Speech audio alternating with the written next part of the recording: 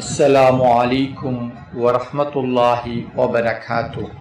പ്രിയപ്പെട്ട സഹോദര സഹോദരിമാരെ, ഇന്നത്തെ മജ്ലിസിൽ ചൊല്ലുന്ന ദിക്ർ ഏറ്റവും മഹത്തായ ദിക്റാണ്.